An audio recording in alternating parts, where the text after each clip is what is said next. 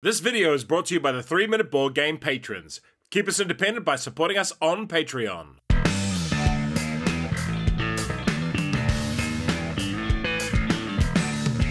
Kia ora koutou and welcome to Cosmoctopus in about 3 minutes. Review copy used. It has a solo mode. It's a game for 1 to 4 players, playing time is short, and it's a pretty simple game. You are a devotee to the great Cosmoctopus, the tentacled terror that threatens to tear our reality to pieces. Can you summon its majesty first? The game ends immediately once one player gains their 8th tentacle. That player triumphantly places Cosmoctopus's mighty head on their player board. Card management. There are 4 main types of cards to manage. Engine building. Finding cards that work well together is the key to victory. Player turn. Grab the 8 normal realm tiles as well as one of the 4 special ones. Arrange them in any crazy format you wish to. But to make your first game more sane, arrange them in a square. Place the Cosmoctopus on the central tile. Then set up the Forbidden Knowledge tokens and the Devotee cards, with 3 cards face up ready to draft. On your turn, you must move Cosmoctopus, and it must be to an adjacent tile, not diagonally. You may also choose to pay 1 resource of any kind to move in an extra space. Then gain the benefits of the space you landed on. For the +3 spaces, that is 3 of the matching color resource. For the other ones, it is 1 matching resource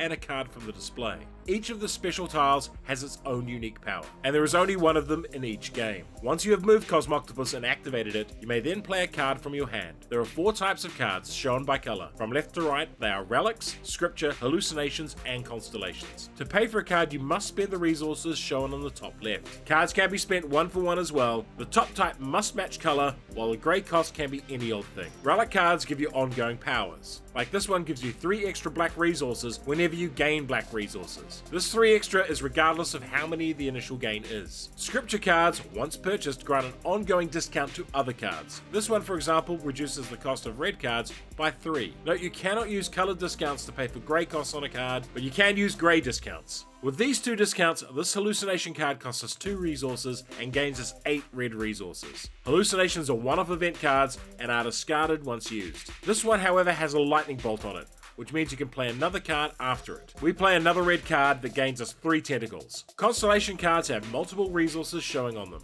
When you gain a resource of the matching type, you may place it on a card in order. Once completed, you gain the bonus at the bottom of the card. If you have multiple constellations that can receive a resource, they may do that. If you ever have 13 of a resource type, including discounts, you may buy a Forbidden Knowledge to gain 2 tentacles. At the end of the round, discard down to 8 resources. Why would you like this game? Cosmoctopus is a cute and easy to teach game with very simple core rules and a gameplay loop that should be very easy to pick up. You move the Cosmoctopus around, pick up cards and resources, and play them to get ongoing discounts, events, or victory points. Real straightforward stuff. And despite the moderately spooky theme, I think this would be fine for a family game night as well. The victory conditions are also very straightforward and easy to explain, but the actual process of adding tentacles to your board is quite fun. All up, a very cute game that has a sense of fun to it. The best thing about this game is at the end of your turn, you must rotate Cosmoctopus so its gaze falls on the next player. However, if someone gets a good start and gets their engine going, there isn't really much you can do about catching them. This isn't necessarily a bad thing, but it can make the game anticlimactic. And I'm not sure the core gameplay loop is going to keep many folks engaged after a few plays.